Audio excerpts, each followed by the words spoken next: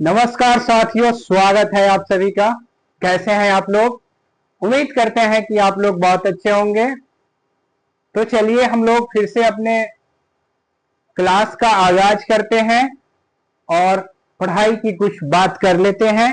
तो साथियों बता दें कि आज हम लोग मैथ के इंपॉर्टेंट क्वेश्चंस देखने वाले हैं जो बिहार बोर्ड के द्वारा विभिन्न वर्षों में पूछा गया क्वेश्चंस है। और उम्मीद है कि इस वर्ष 2027 में भी जो बोर्ड एग्जाम होंगे उसमें भी या तो सेम क्वेश्चंस पूछा जाएगा और नहीं तो इसी पे आधारित क्वेश्चंस पूछा जाएगा।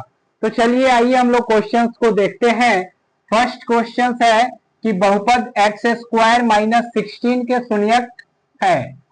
तो किसका शून्यक पूछा है? एक्स स्क्वायर माइनस 16 का। तो आपको बता दें कि शून्यक जब निकालना हो तो गिवन जो भी पद दिए होंगे उसको क्या करते हैं, जीरो से कंपेयर कराते हैं, उसके बराबर में जीरो लिखते हैं। और शून्यक क्या होता है? तो शून्यक का मतलब होता है एक्स का वैल्यू। तो यहां देखिए ये 16 नंबर है, नंबर्स के तरफ जब जाएगा तो क्या हो जाएगा, x square equal to 0 plus 16। अब 0 में 16 जब जोड़ोगे तो क्या होगा, एक्स स्क्वायर इक्वल टू 16। हमें तो x का वैल्यू चाहिए, तो जब x का वैल्यू निकालोगे तो क्या हो जाएगा, जब ये स्क्वायर हटेगा तो प्लस माइनस अंडर रूट 16 यानी 16। अब 16 का स्क्वायर रूट वर्गमूल क्या होता है, तो प्लस माइनस 4। ये प्लस माइनस वर्गमूल के चिन्ह के वर्गमूल के साइन के पहले का चिन्ह होता है साथियों। एक बार प्लस यूनिट्स में लिया जाता है और एक बार माइनस यूनिट्स में लिया जाता है। तो x का वैल्यू क्या आ गया, +4 और -4। इसी को क्या कहते हैं हम लोग, शून्यक कहते हैं। तो शून्यक क्या आ गया, शून्यक इज इक्वल्स टू +4 -4।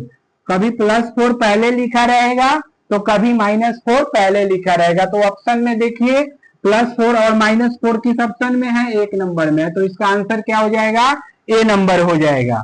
अब आप लोग देखिए ये समझ में आया कि नहीं, बहुपद में शून्यक कैसे निकालते हैं। तो बहुपद पढ़ते समय आप लोग पढ़े होंगे कि जो गिवन पद होता है, जो पद दिया रहता है जिससे हमें शून्यक निकालना होता है, उसको जीरो से कंपेयर कराते हैं, यानी जीरो से उसको तुलना करते हैं। और जीरो से तुलना करने के बाद एक्स का जो वैल्यू यानी एक्स वाई जेड कुछ भी कोई भी अल्फाबेट हो उसका जो वैल्यू आता है निकल करके, वही क्या होता है साथियों, शून्यक होता है। तो उम्मीद करते हैं कि आप लोग शून्यक समझ गए। तो फिर हम लोग चलते हैं दूसरे नंबर क्वेश्चन पे। आइए दूसरा नंबर क्वेश्चन क्या है। दूसरा नंबर क्वेश्चन पढ़ने से पहले आपको बता दें कि हम लोग बिहारी स्टाइल में मैथ पढ़ते हैं और बिहारी का आदत होता है कि जो जिस काम को वो करेगा उसको जब तक वो कबाड़ता नहीं है तब तक वो छोड़ता नहीं है। तो हम लोग भी मैथ्स के सारे क्वेश्चंस को इस ढंग से सॉल्व करेंगे साथियों कि आपको अच्छे से समझ में आ जाए और बोर्ड एग्जाम में आप तहलका मचा दे।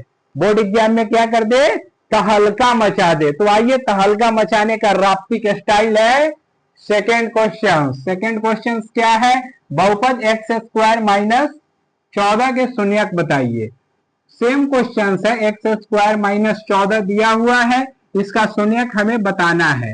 तो सबसे पहला काम होगा कि जीरो के साथ इसको तुलना करना। क्या करना, जीरो के साथ इसको तुलना करना। जब जीरो के साथ इसको तुलना करेंगे तो एक्स स्क्वायर का वैल्यू क्या निकल के आएगा, 0 + 14। X square equal to 14। अब जैसे ही स्क्वायर हटाएंगे एक्स का वैल्यू निकालेंगे प्लस माइनस अंडर रूट 14। अब ये स्क्वायर हटता है तो स्क्वायर रूट का सिंबल आ जाता है। बता दे साथियों कि जब भी स्क्वायर हटेगा तो स्क्वायर रूट के सिंबल आ जाएगा, यानी ये वर्गमूल का जो सिंबल आएगा ये स्क्वायर हटने से आता है। तो अब तो 14 वर्ग संख्या है नहीं, 14 का वर्गमूल नहीं निकल सकता है। तो आइए कैसे लिखते हैं इसको देख ले। तो x equal to plus under root 14 minus under root 14, यानी यही शून्यक आ गया। क्या आ गया, शून्यक आ गया। अब देखिए आपके ऑप्शन में कौन सा ऑप्शन मिल रहा है उसको ठोक दीजिए। तो सेकेंड नंबर ऑप्शन मिल रहा है √14 माइनस √14। कभी कभी क्या होता है कि इसी को ऐसे लिख देगा माइनस √14 और प्लस √14, तो घबराइएगा नहीं, ये बातें सेम है। क्या है साथियों? बातें सेम है, एकदम शालीनता से हम लोग ऐसे सॉल्व करेंगे ऑब्जेक्टिव को कि एग्जाम में बिना कलम चलाए पता चल जाए कि आंसर क्या है।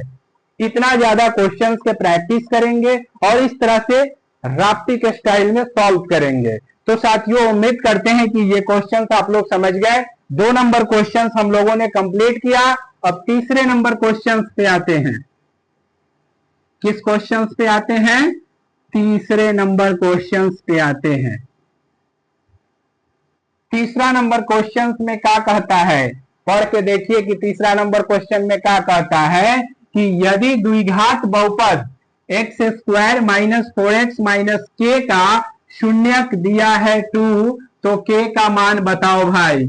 एक द्विघात बहुपद दिया है, क्या दिया है? द्विघात बहुपद। लिख लो पहले द्विघात बहुपद को, x² minus 4x minus k, और इसके बाद क्या दिया है? एक शून्यक दिया है। ध्यान से समझना बच्चों, एक शून्यक दिया है। कितना शून्यक दिया है? 2। अब आप बताओ कि शून्यक का मतलब क्या होता है? किसी बहुपद में शून्यक का मतलब क्या होता है? क्या पूछा हमने कि किसी बहुपद में शून्यक का मतलब क्या होता है साथियों? तो किसी बहुपद में शून्यक का मतलब होता है उस बहुपद के अल्फाबेट का वैल्यू, यानी x का वैल्यू 2 दिया है और k का वैल्यू हमसे पूछता है। कितने आसान है भाई। तो आइए x का वैल्यू पुट करते हैं। जब ये शून्यक हुआ होगा तो P2 इक्वल टू 2 का square minus 4 into 2 minus k, और ये P2 क्या है? जब शून्यक है तो 0 से कंपेयर कराएंगे, P2 का वैल्यू क्या हो जाएगा? 0 के बराबर हो जाएगा। P2 के वैल्यू क्या हो जाएगा?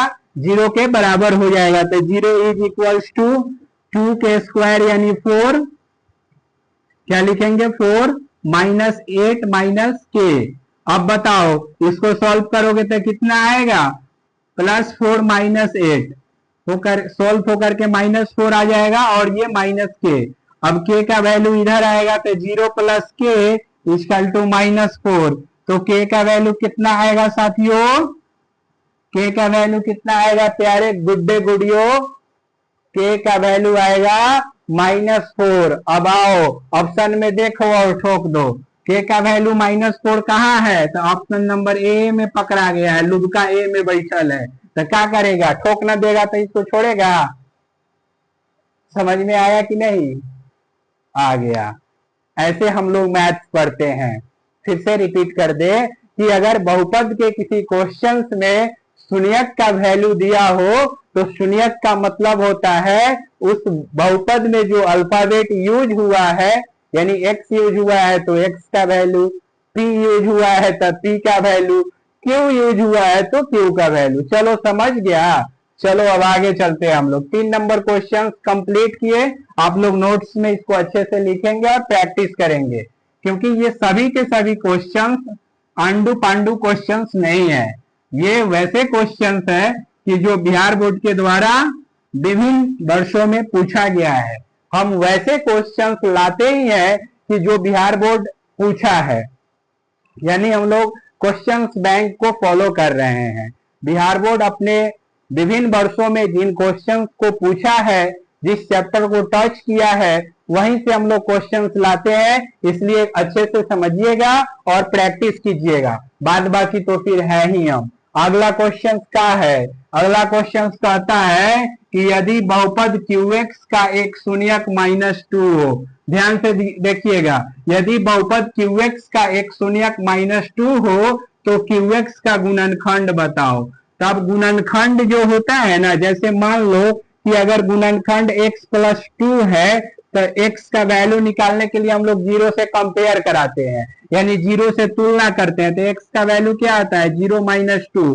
तो यानी x का वैल्यू आ गया -2, यानी शून्यक आ गया -2। तो इसमें शून्यक क्या है? -2 है, यानी इसका गुणनखंड जो होगा वो x + 2 होगा। जो गुणनखंड होगा साथियों वो x+2 होगा। x+2 क्यों होगा? क्योंकि x+2 अगर लेते हैं और 2 को ट्रांसपोर्ट करते हैं अपने पक्ष से दूसरे के पक्ष में ले जाते हैं तो 0-2 होगा और x का वैल्यू -2 आ जाएगा सॉल्व करने से। और इसी x को क्या कहते हैं? शून्यक बाबा, शून्यक कहते हैं। क्या कहते हैं? शून्यक कहते हैं। इसलिए x+2 जहां देखो और ठोक दो, x+2 देख करके ठोक दो। 4 क्वेश्चन हम लोग कंप्लीट किए, इसको देखिए और समझिए और लिखिए। फिर हम लोग अगले क्वेश्चन पे चलते हैं। बिहार बोर्ड के खोपड़ी में इस बार छेद करने को तैयारी चल रही है साथियों, इसलिए अच्छे से तैयारी करना है और बोर्ड एग्जाम में अपना जलवा दिखाना है। कहा जाता है कि जितना मेहनत करोगे ना उतना फाइनल एग्जाम में समस्याएं कम आएंगी, ठीक है। इसलिए अभी से इतना ज्यादा मेहनत करो कि फाइनल बोर्ड एग्जाम में बिना कलम चलाए बहुत सारे क्वेश्चनों का तुम आंसर कर सकते हो। कैसे? मोर देन प्रैक्टिस से अधिक प्रैक्टिस करना है और सभी क्वेश्चंस का एनालिसिस करना है। तो आइए 5 नंबर क्वेश्चंस देखते हैं। 5 नंबर और लास्ट क्वेश्चन है इस सीरीज का। एक बहुपद दिया हुआ है 2x² - 4x - 6 के शून्यक ज्ञात करना है। वाह भाई वाह, क्या करना है? शून्यक ज्ञात करना है। तो पहले तो px के फॉर्म में लिख लो, बहुपद के फॉर्म में। टाई बेल्ट इसको पहना दो पहले, उसके बाद तो इसका ऑपरेशन करवे करेंगे। अब इसको टाई पहना दिए और लिख लिए। क्या किए? टाई बेल्ट जूता उता पहना करके स्कूल जाने की तैयारी करवा दिए। और जब जाएगा क्लास में बैठेगा तो टीचर इसका ऑपरेशन करेगा। तो आओ इसका ऑपरेशन करते हैं। क्या करते हैं? ऑपरेशन करते हैं। ध्यान से समझिएगा, जब भी आपको शून्यक निकालने के लिए कहे तो क्या करेंगे? इस फर्स्ट वाले नंबर को आखिरी से मल्टीप्लाई कराते हैं। तो क्या होगा बताओ साथियों? 12 होगा। 6 × 2 12 आएगा। और इस 12 का ऐसा फैक्टर करना ना कि जोड़ने या घटाने पे मिडिल टर्म आ जाए। तो क्या करोगे? 6 × 2 करोगे तो 6 × 2 अगर इसका फैक्टर तुम करते हो और 6 में से क्या करते हो? 2 घटाते हो तो +4 आ जाएगा और 2 में से 6 घटाते हो तो -4 आ जाएगा। बताओ ये अप्लाई होगा कि ई अप्लाई होगा? ऊपर वाला कि नीचे वाला? तो कहेगा -4 लाना है गुरुजी, तो नीचे वाला अप्लाई होगा। तो चल कर दो अप्लाई। फर्स्ट वाले टर्म को वैसे ही लिखना है, सेकेंड वाले में क्या करना है? +2x और -6x, तब नहीं दोनों घट के आएगा 4x। और ये थर्ड टर्म को जस का तस लिखना है। अब क्या करोगे? अब क्या करोगे? तो अब करोगे कॉमन, इन दोनों टर्म के साथ कॉमन और इसके साथ कॉमन। क्या करना है? कॉमन। तो बताओ बताओ इन दोनों में क्या कॉमन होगा? 2x यहां से निकला था x+1। इनमें क्या कॉमन होगा? -6 x+1, दोनों बराबर आ रहा है। तो फैक्टराइजेशन क्या है? सही है। फैक्टराइजेशन क्या है? सही है। एकदम बिहारी स्टाइल में मैथ पढ़ेंगे हम लोग और कबार के भी रख देंगे। बिहारी मैथ के लिए जाना जाता है, इसलिए अपना प्रतिष्ठा बचाना है और मैथ में कबारना है। क्या करना है?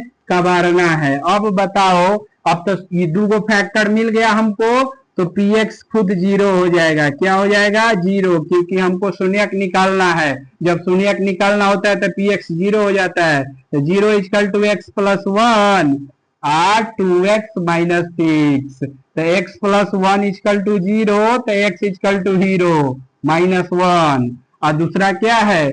2x - 6 = 0, तो 2x = 6, इसलिए x = 6/2 यानी 3।